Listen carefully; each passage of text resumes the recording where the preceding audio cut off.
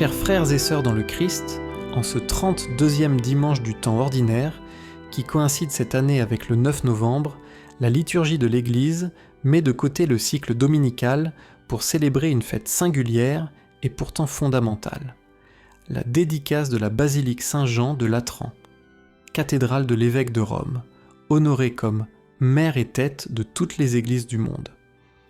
À travers cette célébration, l'Église contemple le mystère de sa propre vocation.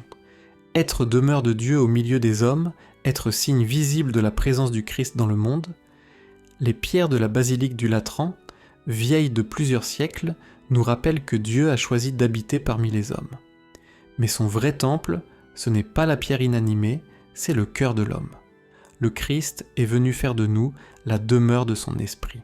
Les lectures de ce jour nous aident à en comprendre toute la profondeur. Dans la première lecture, le prophète Ézéchiel nous parle d'une eau qui jaillit du temple. D'abord un petit filet, puis un fleuve immense porteur de vie. Partout où passe cette eau, tout revit. Cette eau préfigure la grâce de Dieu, elle jaillit du cœur du Christ et se répand dans le monde à travers l'Église. Là où la grâce du Christ arrive et est accueillie, la vie refleurit, les cœurs s'ouvrent, les âmes se relèvent.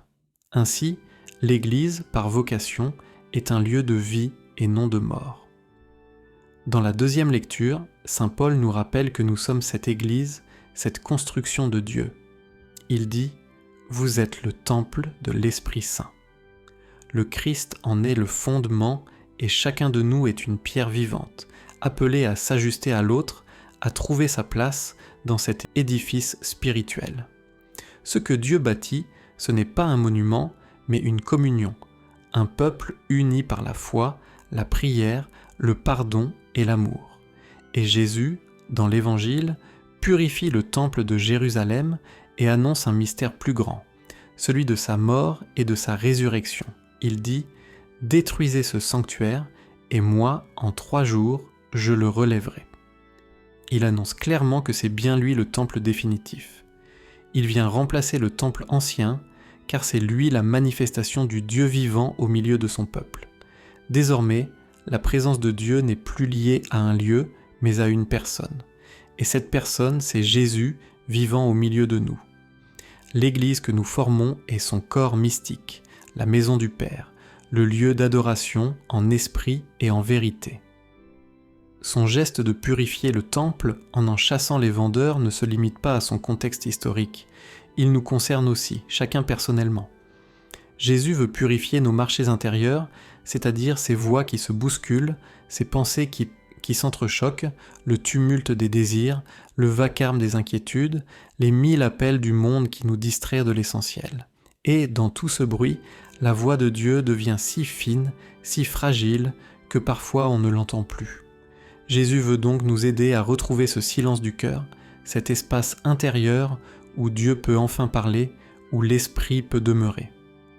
Chers frères et sœurs dans le Christ, en célébrant la dédicace de la basilique, mère et tête de toutes les églises du monde, nous nous rappelons que Dieu habite au milieu de nous et qu'il veut habiter en chacun de nous. Chaque fois que nous prions, que nous aimons, que nous pardonnons, une pierre de ce temple vivant se met en place. Chaque fois que nous venons à l'Eucharistie, l'eau vive du Christ nous rejoint et nous transforme. Alors que cette parole de Dieu nous aide à penser à ce que nous sommes réellement, un temple de l'Esprit, un lieu de la présence de Dieu.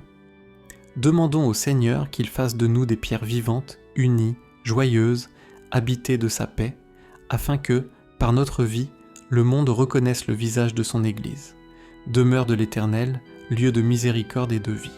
Je vous souhaite à tous une bonne fête et un bon dimanche, et que le Seigneur vous bénisse et vous garde dans sa paix.